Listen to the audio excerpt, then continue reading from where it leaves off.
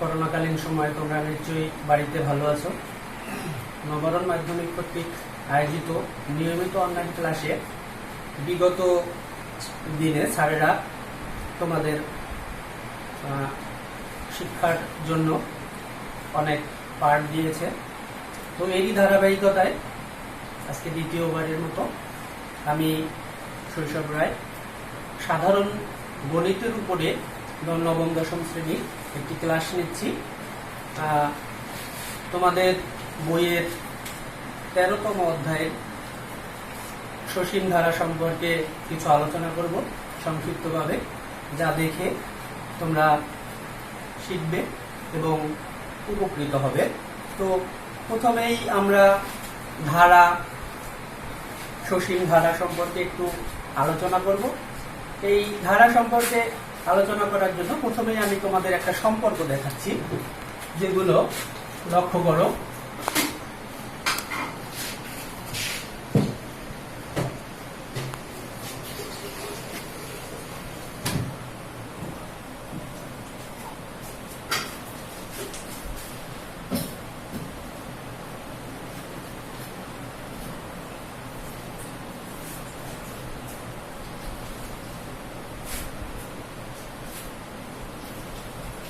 উপরে স্বাভাবিক সংখ্যার n সংখ্যক পর্যন্ত লিখলাম, এরই সাথে এর দ্বিগুণ অর্থাৎ n সংখ্যক প্রত্যেকটা পদের দ্বিগুণ টুয়াইজ n সংখ্যক নিলাম।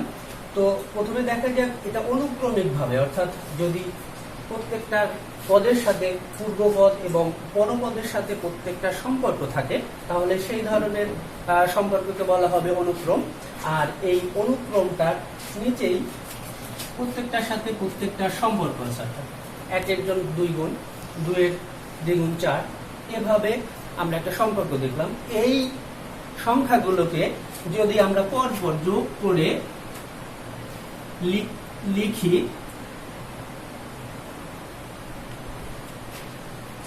এবং এটাকে যদি n সংখ্যক পর্যন্ত নিয়ে যাই, তখন এই সম্পর্কটাকে বা এই সেটটাকে বলা হবে ধারা, সসীম ধারা। এই সসীম ধারা সম্পর্কে আমরা আজকে আলোচনা করব। তাহলে তোমরা বুঝতে পেরেছো ধারা কি এবং অনুক্রম কি, কিভাবে এই ধারার সমাধান করা যায় সে সম্পর্কে আমরা আলোচনা করব। তো প্রথমেই এই ধারার ক্ষেত্রে দেখো আরো একটা সম্পর্ক আছে। আমি আরো একটা ধারা লিখতেছি, যেমন 2, 4, 6, 8 এই একটা ধারা লিখলাম।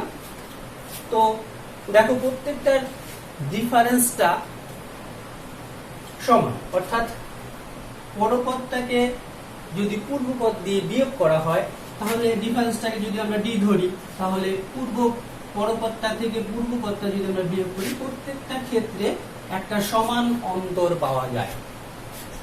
প্রত্যেকটা থেকেই একটা সমান অন্তর পাওয়া যায়। তাহলে অর্থাৎ এই ধরনের যদি পূর্বপদ এবং পরপদ থেকে পূর্বপদ বিয়োগ করলে যদি আমরা একটা সমান অন্তর পাই, এই ধরনের ধারাকে বলা হবে সমান্তর ধারা। তো এই সমান্তর ধারা সম্পর্কে আজকে আলোচনা করব এবং এই সমান্তর ধারার সূত্রগুলো, কিভাবে এর সমষ্টি বের করা যায়, এর সাধারণ পদ বের করা যায়, n-তম পদ বের করা যায়, এই সম্পর্কে তোমাদের বিস্তারিত অঙ্কের মাধ্যমে এবং সূত্রগুলো সমাধান করার চেষ্টা করব। তাহলে প্রথমেই আসি, যখন আমরা প্রথম যে ধারাটা লিখেছিলাম, তো এখানে আমরা যদি একটা সাধারণ ধারা লিখি, অর্থাৎ প্রথম পদটাকে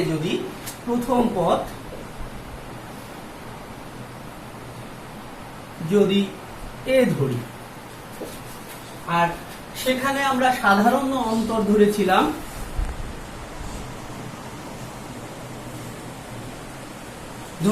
ডি, তাহলে প্রথম পদ হলো এ, তাহলে দ্বিতীয় পদ কত হবে? দ্বিতীয় পদ, তাহলে দ্বিতীয় পদ হবে ডিফারেন্সটা তার সাথে যোগ হবে, তাহলে দ্বিতীয় পদ হলো এ প্লাস। তাহলে তৃতীয় পদ হবে অনুরূপ ভাবে, এরকম তৃতীয় পদ তোমরা বের করতে পারবে এ প্লাস টুয়াইস, এরকম। তাহলে আমরা একটা ধারা লিখতে পারি, সাধারণ ধারা।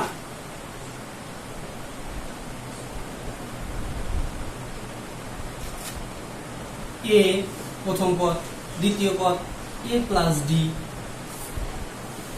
তৃতীয় পদ এ প্লাস টুয়াইস ডি। এরকম যদি আমরা এন পর্যন্ত যাই, এন সংখ্যা, তাহলে আমরা ধারার ক্ষেত্রে এখানে প্রথমে এটা পেলাম। তাহলে আমরা লিখতে পারি, দেখো প্রথম পদটাকে আমরা এইভাবে লিখেছিলাম, প্রথম পদ এ, প্রথম পদ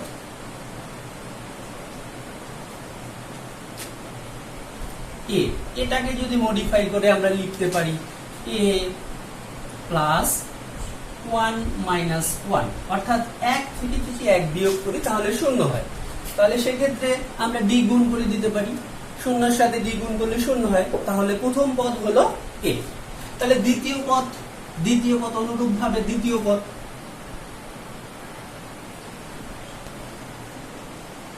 হবে এ প্লাস 2 মাইনাস 1 ইন্টু ডি, অর্থাৎ এই দ্বিতীয় পদটা আমরা পেলাম এ প্লাস ডি।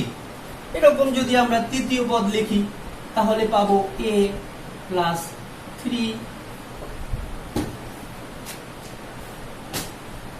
মাইনাস 1 দুটি। এরকম দেখো 1 2 3 স্বাভাবিক সংখ্যাগুলো ক্রম অনুসারে যাচ্ছে। সুতরাং আমরা n সংখ্যক পদ লিখতে পারি, এভাবে n সংখ্যক পদ লিখতে পারি কি a plus n minus 1 into D. এই একটা রাশিমালা পেলাম যেখানে a plus n minus 1 into D, এই পদটাকে বলা হবে সাধারণ পদ বা n সংখ্যক পদ। এখন আমরা দেখি n সংখ্যক পদের একটা রাশিমালা পেলাম, এটা থেকে আমরা n সংখ্যক পদ বা সাধারণ পদ সম্পর্কে ধারণা পেতে পারি। তো প্রথমেই আমরা ছোট করে একটা অঙ্ক দেখি এর সাহায্যে যে কিভাবে এই সূত্রটাকে আমরা অ্যাপ্লাই করতে পারি। তো প্রথমে তোমাদের অঙ্কের জন্য একটা ছোট অঙ্ক দিচ্ছি, যেমন তোমার 5 5 8 11 প্লাস ডট ডট ডট, এখান থেকে কি কোন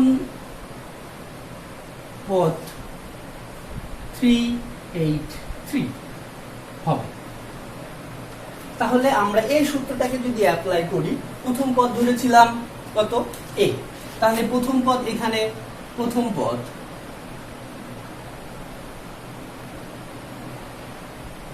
a is equal to 5, সাধারণ অন্তর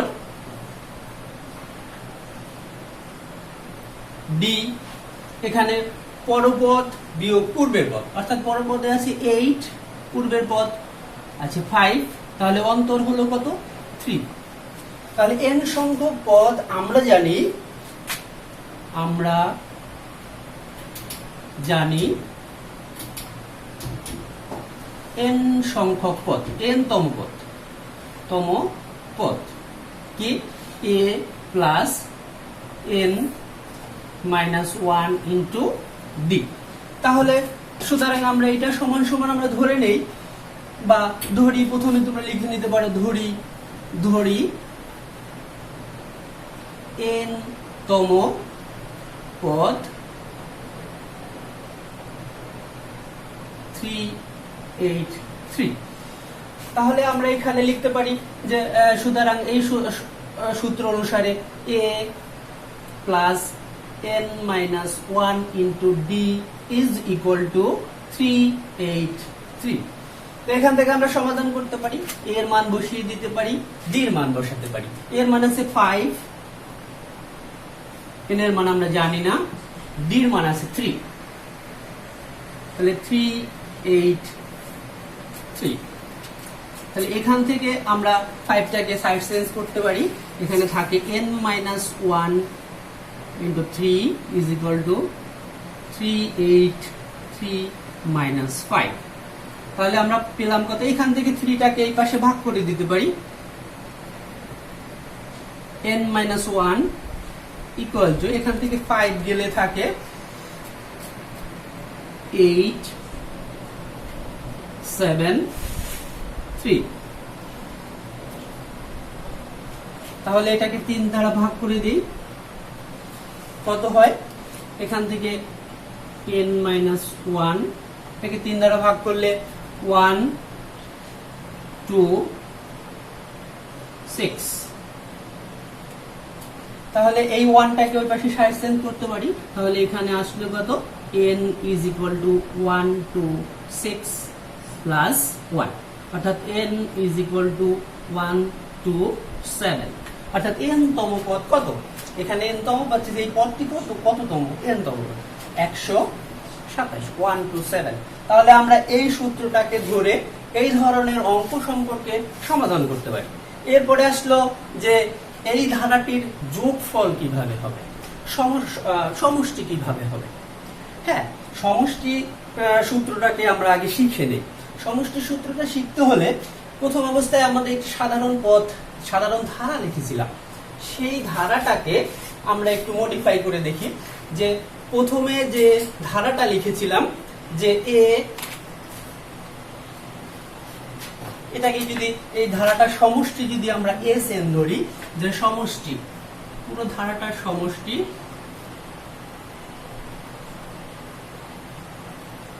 Sn দ্বারা প্রকাশ করা হয়, এটাকে যদি আমরা এভাবে লিখি a plus d,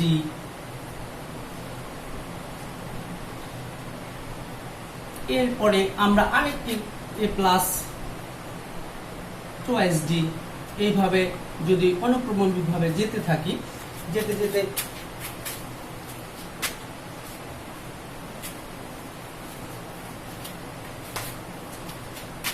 এভাবে যদি আমরা উল্টো করে লিখি p minus twice d, p minus d plus p, এভাবে যদি উল্টো করে লিখি এবং এটাকে যদি একটা সমীকরণের সাহায্যে প্রকাশ করি 1 নং, আবার দ্বিতীয়ভাবে এই ধারাটাকে যদি আবার উল্টো করে লিখি, অর্থাৎ শেষ পদ প্রথম পদ আর প্রথম পদ শেষ পদে যদি উল্টো করে লিখি, তাহলে সেখানেও সমষ্টি Sn is equal to p plus p minus d, p minus twice d plus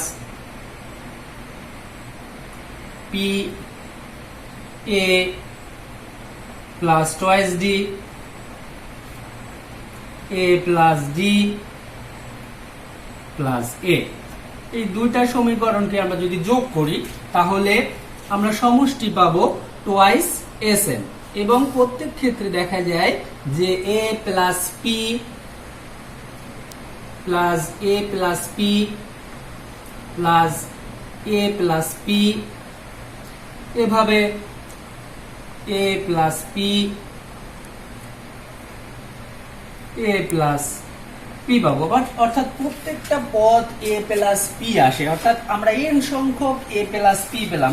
সেক্ষেত্রে আমরা লিখতে পারি 2 of Sn is equal to n into a plus p, অর্থাৎ n সংখ্যক, অর্থাৎ যতগুলো পদগুলো আছে যে সবগুলো যোগ করলে পরে আমরা twice n Sn is equal to n into a plus p, এটা পেলাম। এরপর এখানে 2 আছে, 2 যদি ওই পাশে ভাগ করে দেই তাহলে Sn is equal to n by 2 into a plus p। প্রথমে আমরা যখন n তম পদ ধরেছিলাম বা সাধারণ পদ n তম পদ, এটা পেয়েছিলাম a plus n minus 1 into d। এটাকে যদি আমরা p সমান সমান অর্থাৎ p তম পদ ধরি, তাহলে a plus n minus 1 into d, এই রাশিমালাটা আমরা এখানে বসিয়ে দিতে পারি। তাহলে বসিয়ে দিলে দেখা যায় যে Sn is equal to n by 2 into a plus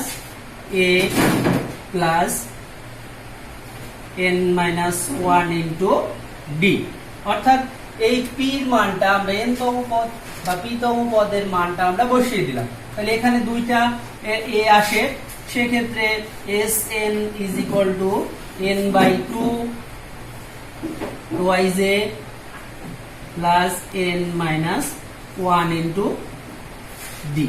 এটাই হচ্ছে n সংখ্যক পদের সমষ্টির সূত্র, অর্থাৎ যোগফলের সূত্র, সমষ্টির সূত্র। এই সমষ্টির সূত্র ধরে আমরা অঙ্ক শিখব এবং এই সূত্রটাকে সেই অঙ্কের মাধ্যমে আমরা অ্যাপ্লাই করতে পারি। তাহলে প্রথমে একটা আমরা সাধারণ ধারা নিয়ে নেই, সমান্তর ধারা নিয়ে নেই এবং এই সমান্তর ধারা থেকে আমরা এটাকে সমাধান করার চেষ্টা করব। তাহলে এক্ষেত্রে আমরা একটা সাধারণ ধারা নিয়ে নিতে পারি, একটা ছোট্ট ধারা নেই, যেমন ধরো 1 plus 2 plus 3 plus dot dot dot 99 is equal to কত, অর্থাৎ এই ধারাটা সমষ্টি কত। তাহলে সেক্ষেত্রে আমরা প্রথম